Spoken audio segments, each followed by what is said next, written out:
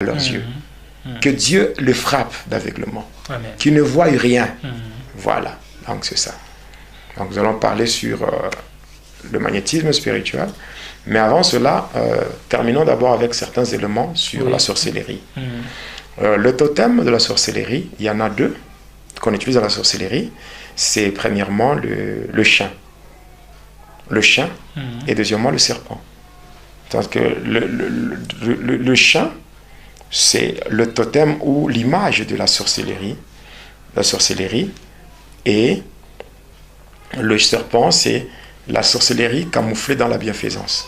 C'est-à-dire quelqu'un qui est en train de te faire du mal, mais qui se présente au-devant de toi, comme quelqu'un qui a compassion de toi, qui veut t'apporter, je ne sais pas, quelque chose de bien pour te distraire afin de te détruire. Voilà. Donc, particulièrement sur la sorcellerie. Donc, parce que quand je parle du chien, c'est premièrement, les gens doivent comprendre. Il y a un langage qu'on peut comprendre au travers des songes. On peut comprendre au travers de rêves. Il y a des gens qui font des rêves sans les comprendre. Quelqu'un qui se voit pourchassé par des chiens. Pourchassé par des chiens, dans ce rêve, il voit la présence de chiens. Le chien a plusieurs significations dans le rêve. Ici, je parle dans le cadre du témoignage. C'est que les enfants de Dieu doivent être informés sur ces choses. Premièrement, le chien représente la sorcellerie la plus élevée. Oui, l'esprit de la sorcellerie la plus élevée. Donc, quand une personne voit le chien dans ce rêve, cette personne doit savoir que déjà, dans le monde de ténèbres, il y a un complot qui se fait déjà. Un complot, un combat qui se prépare contre la personne passant par la sorcellerie. Ça, c'est la première des choses. Donc, la première des choses, le chien, c'est la sorcellerie. Deuxième signification du chien, c'est que c'est ce qu'on appelle l'esprit rétrograde. L'esprit rétrograde. L'esprit rétrograde, c'est que quand tu vois le chien, c'est que déjà au niveau de la sorcellerie, on se prépare pour te faire tomber, pour que tu sois rétrograde. En lisant Apocalypse 2, le verset 4 à 5, qu'est-ce que la Bible dit? C'est que j'ai contre toi. C'est que tu as abandonné ton premier amour. Regarde par où tu es tombé et reprends tes anciennes œuvres avant que le mal ne puisse arriver. Pour dire quoi? Il y a des gens qui ont déjà fait naufrage par rapport à la foi. C'est-à-dire qu'on peut voir le zèle que tu as, la manière dont tu sers Dieu, peut-être, donc ce que tu es en train de faire, parce que celui qui sert le Seigneur de tout son cœur, il ne fait que déranger le monde de ténèbres. Et par rapport à cela, le diable ne peut pas acclamer. Le diable ne peut pas laisser la tâche facile à cette personne. Le diable, dans sa colère, cette colère-là, il va tout faire pour faire tomber la personne. Que la personne puisse régresser dans la foi. Donc quand tu vois le chien, il faut comprendre que soit c'est la sorcellerie, on prépare des choses pour te faire du mal en passant par la sorcellerie. Deuxièmement, c'est qu'on cherche à faire que tu sois un chrétien superficiel, un chrétien de nom, un chrétien charnel. Donc on commence à faire que tu sois rétrograde, que tu commences à tolérer les choses que toi-même tu condamnais. Voilà. Et en fait, il peut y arriver que l'on puisse rêver ou qu'on puisse voir dans son rêve un chien, en fait, parce que peut-être ça arrive de soi comme ça ou Non. Voir le chien comme ça, le chien qui vous attaque, c'est premièrement la sorcellerie. Deuxièmement, c'est l'esprit rétrograde. C'est aussi cet esprit qui maintient, au niveau de la sorcellerie, on te maintient dans le mal. Donc, quelqu'un qui peut être même à l'église en train de condamner le péché, mais lui-même il est dedans, pour aboutir à quoi? Pour aboutir à un scandale. C'est comme ça que même les hommes de Dieu, pour faire tomber un homme de Dieu, on utilise le chien. On peut le faire traîner là-bas. Il ne sait pas abandonner le mal. Par exemple, un homme de Dieu qui sort avec une femme d'autrui. Un homme de Dieu qui sort avec une sœur de l'église. Une servante qui sort, je ne sais pas, avec un frère. Tout ça. Maintenant, pour t'amener au scandale, on peut te maintenir dans ce péché. Tu ne sais pas comment abandonner. Tu ne sais pas comment briser une relation. Donc, des relations cachées, malhonnêtes, mais tu ne sais pas comment sortir de là. L'objectif, c'était de maintenir là-bas jusqu'à ce que tu sois exposé, que tu te retrouves devant un fait accompli et c'est un scandale. Un scandale et ça ternit ton image. Parce que la réputation vaut plus que le parfum. Oui. Voilà, maintenant, quand tu as une mauvaise réputation, ça détruit ton ministère. Il y a beaucoup de gens, quand vous voyez par exemple comment l'évangéliste Jimmy Swaggart a été piégé dans le monde des ténèbres. Mais même si aujourd'hui il sert Dieu, c'est vrai, mais ce n'est pas avec la même dimension. Son ministère n'a pas cette ampleur-là comme dans le passé. Donc tout ça, on voit comment le diable peut distraire quelqu'un. Et ça peut affecter aussi le faible. Si un homme de Dieu, un serviteur de Dieu arrive à tomber, ça peut être l'occasion des chutes pour, de plusieurs personnes. Oui, parce que quand un homme de Dieu tombe, derrière lui, il y a beaucoup qui tombent avec lui. Et il devient lui-même une occasion de chute, une pierre d'achoppement. Voilà. Donc c'est quand on lit même Proverbe 26, le verset 11, la Bible dit quoi? Tout comme le chien retourne à ce qu'il a vomi, ainsi l'insensé retourne à sa folie. Donc les choses que tu avais déjà abandonnées, mais tu retournes encore à ça. Ça, c'est une œuvre de ténèbres. Après, troisième signification, c'est l'esprit d'impudicité. Oui, c'est à partir du chant. Le chant, c'est l'esprit d'impudicité, c'est-à-dire le désordre sexuel, toutes les perversions sexuelles. Il y a la fellation, il y a la sodomie, il y a l'adultère, il y a l'impudicité, il y a la masturbation, il y a l'homosexualité. Là, nous voyons les lesbiennes ainsi que les PD. Voilà. Donc, la masturbation, il y a la partouze, le sadomasochisme, toutes ces choses-là. Mais en fait, parlant ça, c'est une parenthèse par rapport aux pratiques sexuelles que vous venez de citer. Et je veux citer la masturbation ou la fellation. Il y a certaines personnes qui trouvent que ce sont des pratiques, même la médecine arrive des fois à dire que c'est tout à fait normal et une personne, peut-être tout homme arrive toujours à se masturber, l'organisme peut se refouler de soi. Ah bon? Je pense que je donnerai un enseignement sur le combat spirituel contre les démons de la sexualité. Oui, même cette histoire que les gens trouvent normale, par exemple, la pollution nocturne. La pollution nocturne. Donc les gens parlent de la pollution nocturne ou de l'accident nocturne. Non, c'est spirituel. C'est une des manifestations des démons de la sexualité.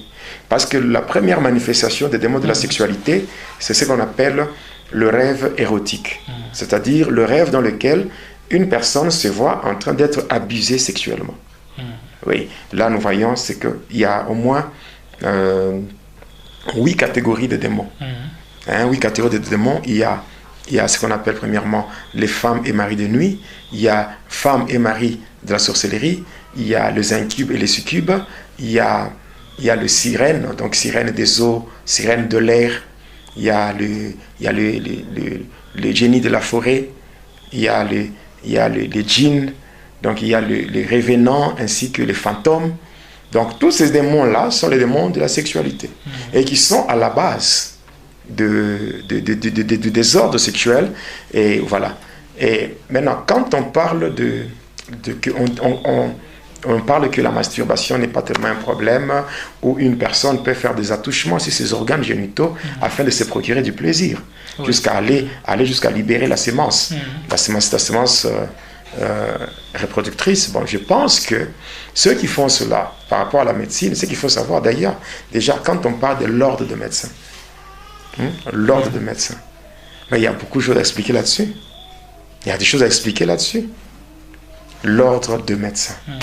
Quand on parle déjà de l'ordre, quand quelqu'un entre dans l'ordre, quelqu'un qui n'est pas, d'ailleurs, moi-même je suis passé par là, le corps médical. Voilà, j'ai fait la médecine à l'université. Vous êtes médecin. Oui, mais la majorité de ceux-là,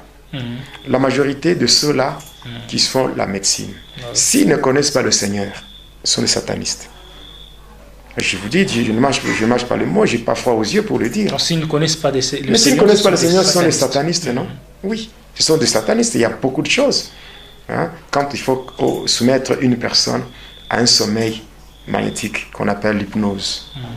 Quand vous traitez ça avec l'anesthésie et tout, vous allez comprendre qu'il y a beaucoup de choses qui sont cachées là-bas. Mais cependant, je ne suis pas là pour parler de la médecine, mais je suis là pour contredire ceux-là qui soutiennent que la masturbation c'est une pratique normale. Non. Je contredis avec la toute dernière énergie pour dire que ça, c'est démoniaque. La masturbation, c'est une pratique qui est démoniaque. Dans la Bible, on appelle ça l'onanisme. Onanisme. Et on peut dire, parlant de la sexualité, c'est qu'on doit faire la sexualité, si on est marié, simplement, sans tout en évitant, ce que vous avez dit, la fellation, tout en évitant de pratiques un peu... la fellation, la sodomie, hein? Toutes ces pratiques-là, c'est démoniaque. Ce sont des perversions sexuelles. Parce qu'il y a des ceux qui disent qu'il faut un plaisir à fond, un plaisir à maximiser le plaisir. Quand on commence à faire des choses qui ne reflètent pas la gloire de Dieu, on est dans le péché. Le péché, c'est se rebeller contre Dieu. Donc, si on connaît ce qui est conforme à la volonté de Dieu. Qu'est-ce que la Bible dit à ce sujet? Quand nous prenons le psaume chapitre 1er, le verset 1er jusqu'au 3e, qu'est-ce que la Bible nous dit?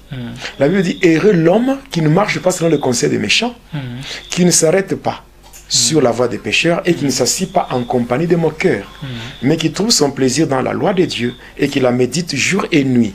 Il est comme un arbre planté près d'un courant d'eau et qui donne des fruits en sa saison, dont le feuillage ne frétille point, et tout ce qu'il entreprend lui réussit.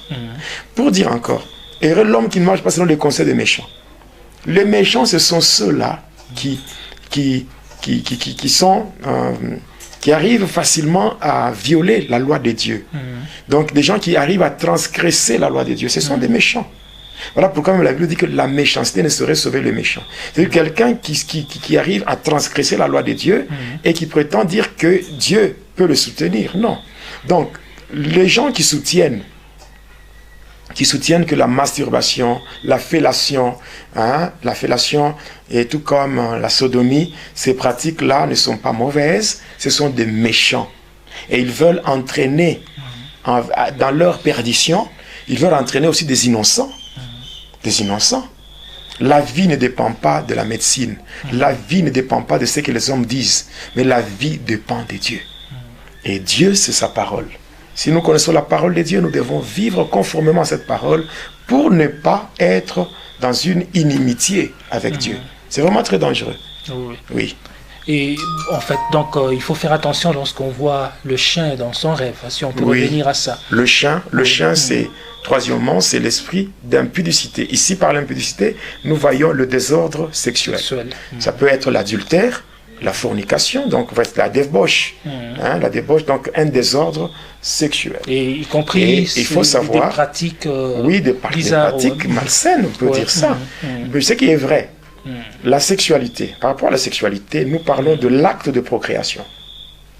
L'acte de procréation, c'est un don sacré qui nous a été accordé par notre Père Céleste et qui ne peut se concrétiser que dans le mariage. Pas avant le mariage et pas en dehors du mariage, dans le mariage. Dans le mariage. Voilà. Et on peut dire ici que la sexualité joue un rôle important et sur le plan spirituel. Sur le plan spirituel, c'est un canal pour l'entrée des démons géants. Oui, les démons géants passent ou entrent dans la vie d'une personne par la voie sexuelle. Oui. Les démons têtus, les démons qui ne partent pas facilement, ils entrent par la voie sexuelle. Ils entrent par la voie sexuelle. Là, c'est clair. Il y a aussi des pratiques telles que l'inceste. L'inceste, où nous voyons des personnes qui ont des liens de parenté, qui sont d'une même parenté, mais qui arrivent à se connaître sexuellement. Voilà. Ça permet aux démons géants de faire leur entrée. Or que les démons ne travaillent que pour Satan. Et quand les démons viennent, ils ont un mandat de la part de Satan pour accomplir la volonté de Satan. Or, la volonté de Satan, c'est simple. Elle est dans Jean 10:10. Le voleur ne vient que pour égorger, dérober et détruire. Voilà, donc on ne peut pas se donner ce luxe-là d'accorder aux démons l'opportunité de faire leur entrée dans la vie. Non. Donc il ne faut pas vraiment suivre tout ce qui... Il y a certaines bêtises. Il y a certaines bêtises. Tout cela qui... Il y a même certains hommes de Dieu. J'avais lu un livre d'un homme de Dieu qui montre même dans son livre des pratiques, certaines positions que les gens doivent... Vous voyez, il y il y a des choses qui sont vraiment bizarres. Des choses qui sont vraiment bizarres. Il ne faut pas apprendre aux enfants de Dieu comment aller à l'encontre de leur Dieu. Il ne faut pas apprendre aux enfants de Dieu comment se détourner de leur Dieu. Parce que, tel que vous avez dit, il y a des chrétiens ou certains pasteurs qui disent que non, on est chrétien bien sûr, mais si par exemple on est marié, on doit connaître aussi à fond la sexualité pour arriver à satisfaire son partenaire, d'où eux aussi disent que non, ils proposent, tel que vous avez dit, des positions. Et alors, est-ce que dans ça, et surtout en rapport avec les positions qu'on peut prendre lorsqu'on passe des rapports sexuels, il y a aussi un problème là-bas? Je pense que ce que je peux dire, je vous donnerai un enseignement par rapport à certaines pratiques et certaines soi-disant positions que certains pasteurs ou je dirais certains serviteurs ou certains parrains apprennent à leurs filleuls. Donc je vous dirai comment, par cause de leur ignorance, ils permettent aux démons de contrôler beaucoup de gens. Donc il y a des gens qui se retrouvent avec une vie conjugale contrôlée dans le ténèbre. La Bible dit quoi? Elle veut dire que le mariage soit honoré de tous et que le lit conjugal soit exempt de toute souillure. Il y a certaines pratiques, certaines positions, ce sont des souillures. Ce sont des choses que vous faites croyant que c'est non parce qu'on nous a prodigué des conseils, on nous a dit par ceux-là qui nous ont précédés. Heureux l'homme qui ne marche pas selon les conseils des méchants. Tout conseil qui n'a pas un fondement biblique, tout conseil qui ne reflète pas la gloire de Dieu, c'est une souillure. C'est une souillure parce que même si on peut dire que le pasteur Jonas est vraiment radical ou il est vraiment trop strict, je dirais ceci. Alors, comprenez-moi, moi je suis quelqu'un qui vient du monde des ténèbres. Je connais bien des choses qui se font là-bas. Et je ne peux pas me donner le luxe là de laisser les enfants de Dieu dans l'ignorance pour que les démons prennent le dessus sur eux. C'est à ce moment-là je vais passer à côté de ma mission. Bon, si moi je suis là, je ne fais que la mission que j'ai reçue de la part du Seigneur. Je témoigne de ce que j'ai vu, ce que j'ai vu, ce que j'ai expérimenté. Donc ces choses-là ces choses-là doivent être mises à nu afin que les enfants de Dieu soient éclairés pour qu'ils ne tombent pas dans les erreurs. Parce que vous savez, le diable ou les démons, c'est facile pour eux de faire leur entrée. Mais pour le faire partir, c'est un problème. Regardez, aujourd'hui, les églises se transforment. Aujourd'hui, les églises ne tiennent pas compte vraiment beaucoup plus sur le salut. Parce que tellement que les gens ont des problèmes. Et des problèmes d'origine démoniaque. Aujourd'hui, les églises, ça devient maintenant un lieu de spectacle où on ne fait que chasser les démons. Alors pourquoi ne pas prendre des précautions pour empêcher aux démons d'entrer? Ou qu'est-ce que vous préférez? Laisser donc faire de n'importe quoi, mener une vie avec légèreté, laisser les démons faire leur entrée et pour commencer à faire des scénarios de délivrance, des spectacles dans les églises? Il vaut mieux prévenir. Voilà, c'est simple. C'est simple. Et tout ce que je suis en train de dire là, je le fais de tout cœur, je le fais avec amour parce que je suis un pasteur. Je suis un pasteur, j'ai déjà traité plusieurs cas, de délivrance, j'ai déjà reçu beaucoup de personnes dans mon bureau, dans le cadre de la cure d'âme. Mais quand vous écoutez ce que les gens vivent, les gens parlent, c'est horrible. Et tout ça, quand vous essayez un peu d'aller plus loin, les gens vous disent que non, on nous disait que c'était normal. Vous voyez? On vous disait que c'était normal. Et les gens pratiquaient ces choses. Et le diable, dans son coin, il est tranquille, en train de se réjouir. Il est dans la joie parce qu'il s'est dit, mais ces gens peuvent aller à l'église, ils prient, ils chantent, ils font tout. Mais vu qu'ils sont en train de pratiquer mes enseignements, il y a certains enseignements diaboliques qui sont donnés par les soi-disant hommes de Dieu et qui induisent en erreur beaucoup d'enfants de Dieu. Mais apparemment, ces enseignements-là, on dirait, c'est connu comme des vérités. Quelle vérité? Comme de vérités générales. En fait, c'est resté ancré dans voilà pourquoi la Bible dit mon peuple périt parce qu'il manque la connaissance. Osée 4:6 et Jean 8:32 déclare vous connaîtrez la vérité et la vérité vous affranchira. Croyez-moi mon frère, j'aimerais vous dire la vérité. Je suis empoisonné, ça fait plus de 9 fois. Il n'y a que 2 fois que les satanistes à part entière ont eu à m'empoisonner. Mais les 7 fois qui restent, ce sont des pasteurs déguisés, donc des satanistes déguisés en serviteurs de Dieu qui sont dans les églises. hein, qui me font la guerre parce qu'ils voient que je suis en train de les démasquer. Et moi, je ne cesserai jamais parce que je sais très bien que la mort, c'est un passage par lequel tout être humain doit passer pour rejoindre le Seigneur. Parce que même le Seigneur Jésus-Christ, pour regagner sa demeure, il a fallu passer par la mort. Donc la mort, c'est un passage, on ne peut pas trembler. Parce que, en fait, de la même manière que nous avons été introduits dans ce monde, c'est de cette même manière que nous serons appelés à quitter ce monde. Et quitter ce monde ne peut pas nous faire trembler si nous sommes dans la volonté parfaite de Dieu. Nous pouvons rentrer, oui, nous pouvons rentrer dans la présence de Dieu. C'est simple, mais pendant que je suis encore sur la terre, qu'est-ce que je peux faire? Accomplir la volonté de Dieu, faire la mission, comme disait mon frère, Papa Alain Moloto. Il dit, mais qu'est-ce que je suis? Moi, je suis le sel de la terre. Qu'est-ce que je peux faire? Je dois donner le goût. Voilà. Alors, en fait, vous avez donné les éléments partant du rêve du chien. Oui. Alors, vous avez donné 3 éléments. Oui, c'est ça. Ce sont les 3 significations. Oui. Ce sont les 3 significations du chien dans le rêve. Dans le rêve. Oui. Et en fait, ça, c'est dans le rêve. Oui. Et ça se travaille dans le monde de ténèbres. Parce que ici, il faut comprendre, quand on commence à voir les bêtes dans le rêve, ça s'appelle le combat contre les bêtes. Okay. C'est aussi une autre forme de combat. Parce que les gens bon, c'est comme ça que l'Église, les enfants de Dieu doivent être enseignés. Il y a plusieurs formes du combat spirituel. Mais la forme la plus élevée du combat spirituel, c'est le combat spirituel contre les bêtes. Parce que c'est une forme, ou je dirais un combat dans lequel le diable, les démons et les satanistes prennent la forme physique ou spirituelle de bêtes pour venir nous attaquer. Et là, qu'est-ce qu'ils font? Ils prennent cette forme-là, premièrement, pour se cacher. Pour qu'on ne les découvre pas. Et ainsi, quand on enseigne maintenant à l'Église, on enseigne à l'Église la signification des différentes bêtes dans le rêve, ça leur permet maintenant de connaître comment attaquer. Parce que attaquer un chien, ce n'est pas de la même manière que attaquer un serpent. Attaquer, par exemple, les oiseaux. Parce que les oiseaux, l'esprit de colportage, l'esprit de mort, oui, l'esprit de trahison. C'est à travers de ça. Il y a des choses que les gens voient. Il y a par exemple le chien. Il y a par exemple comment combattre une sirène. Donc il y a des sirènes des eaux. Comment les combattre? Donc il y a beaucoup de choses. Les sauterelles par exemple, l'esprit de médiocrité et l'esprit de pauvreté. Ouais. En fait, là, je pense qu'il y a beaucoup d'enseignements que vous aurez à donner sur cette chaîne YouTube, Jonas Lunkutumpala. Vous qui nous suivez sur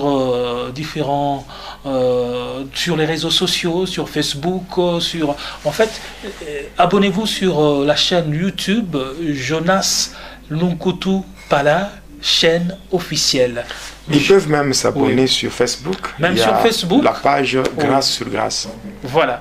Alors, Grâce sur Grâce, en fait, les enseignements seront là au quotidien. Il y aura beaucoup d'enseignements pour vous.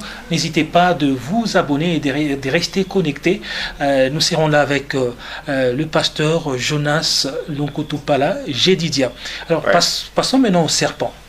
Ah oui, le serpent, je vais revenir sur ça. Je vais revenir sur le serpent. Le serpent, c'est l'image des faux prophètes. Les faux prophètes. Les faux prophètes, c'est l'image de la sorcellerie. La sorcellerie ou la magie, l'occultisme camouflé dans la bienfaisance. Là où nous voyons les gens qui sont là en train avec les œuvres philanthropiques, les œuvres sociales dans des hospices, dans des hospices, dans des orphelinats, tout ça. Et qui a même ceux-là qui ont déjà monté des ONG, des ONG, mais sont des serpents. Je parlerai de cela. Lorsque nous allons dévoiler toutes les sociétés secrètes. Les sociétés secrètes, il y a des gens qui sont membres des sociétés secrètes telles que le Rotary, Rotary International, donc Rotary Club International, il y a Lions Club, tout ça. Tous ces gens-là qui trompent les enfants de Dieu. Mais visiblement, ils sont des donateurs. Des donateurs. Ils savent très bien Ils sont plus dans les œuvres philanthropiques. Nous allons démasquer leurs activités. Beaucoup. Il y a de ceux-là qui sont financés par des satanistes avec les ONG. Des ONG qui se créent ça et là. Il y a beaucoup de gens, surtout en Afrique. Beaucoup d'ONG qui sont financés par des satanistes. Oui. Donc, il y a des choses que nous allons dévoiler Et bon, je pense que je vous ai dit au début de l'émission que je venais de lancer un défi à tous les agents du diable, tous ceux qui me suivent à travers le monde. Moi, je leur lance un défi. Un défi, et je le dis encore. Donc, lancer un défi aux ténèbres, ce n'est pas un manque d'humilité, non. Non. Oui. L'humilité, c'est ça ma vie. Mais il ne faut pas oublier qu'il y a Jésus-Christ avec deux faces. Jésus lui-même, d'un côté, on l'appelle l'agneau des dieux, qui ôte le péché du monde. De l'autre côté, on l'appelle le lion de la tribu des Judas. Voilà. Donc, oui, je dis bien, je suis là, je n'ai pas peur de qui que ce soit. Il peut venir réunir, je ne sais pas, même à 1000, 10 000, 100 000. Ça ne me dit rien, ça ne me fait ni chaud ni froid, parce qu'il n'y a personne qui pourra m'arrêter par rapport à l'œuvre de Dieu. Je continuerai à faire ce que le Seigneur m'a ordonné de faire. Mais là, je vois que, pasteur, vous êtes en train de faire plus mal parce que le diable vous a utilisé et maintenant vous êtes un élément qui fait plus mal au diable. Non, je veux dire que je ne l'ai pas invité dans ma vie. Je n'ai jamais frappé à sa porte pour que je sois son agent. Il faut qu'il le sache. Même les gens qui me suivent, moi je n'ai jamais été un sataniste parce que je suis allé frapper à la porte de quelqu'un pour devenir un sataniste.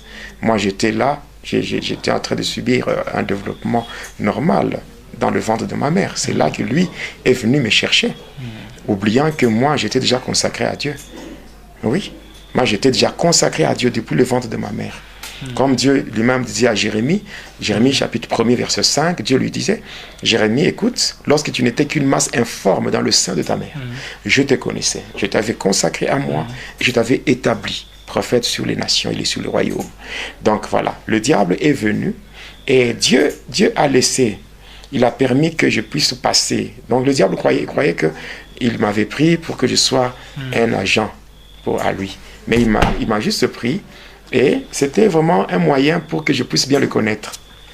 Et au moment opportun que j'arrive, pour mieux combattre la personne, pour bien le frapper. Pour mieux comprendre pour bien le frapper. Combattre la personne, il faut connaître cette personne. Oui, pour bien... Voilà. Moi, en fait, je suis clair dans mon langage. Il y a beaucoup de gens qui témoignent, gloire au Seigneur, par rapport au témoignage qu'ils donnent. Nous disons, gloire au Seigneur. Mais cependant, moi, j'ai ma particularité. Ma particularité, c'est que je ne témoigne pas pour épater les gens, non. Je témoigne, pourquoi? Je témoigne pour, je dirais ceci, pour être un peu plus clair. Moi, je prêche au Christ, mais je me sers de mon témoignage pour attester la véracité de la parole de Dieu. Voilà. Donc, c'est ça ma mission. Donc, je le fais de tout cœur. Comme le psaume 66, verset 16, venez, vous tous ceux qui craignez Dieu, et je vous raconterai ce qu'il a fait à mon âme. C'est pour moi une façon de témoigner ma gratitude par rapport à ce que le Seigneur a réalisé dans ma vie, et je le fais avec joie. Et je continuerai à le faire pour édifier les enfants de Dieu. Okay. Voilà. Alors, là, on peut poursuivre. Vous avez parlé de deux éléments. Vous avez parlé du serpent et du chien. J'ai parlé du serpent, j'ai parlé du chien. Oui. Oui, donc j'ai parlé de leur signification. Mais je retournerai encore sur le chien et sur le chien et sur le serpent et donner aux enfants de Dieu quelles sont les stratégies à utiliser pour mettre fin à de telles bêtises. Donc pour en finir avec le chien, pour en finir avec le serpent, comment procéder, comment est-ce qu'on élimine le serpent sur le plan spirituel. Voilà. Donc je pense que je donnerai aussi d'autres précisions. Mais je continuerai à dire que toujours en rapport avec les pratiques de ténèbres, quand j'évoluais dans la sorcellerie. Il est arrivé à un temps, pendant que nous étions à Likasi, dans la commune de Kikula, et précisément au quartier Kolomoni, un jour, comme j'étudiais au collège. Alors un jour, j'ai quitté le collège et je rentrais à la maison. En rentrant, j'étais passé au niveau du stade. Le stade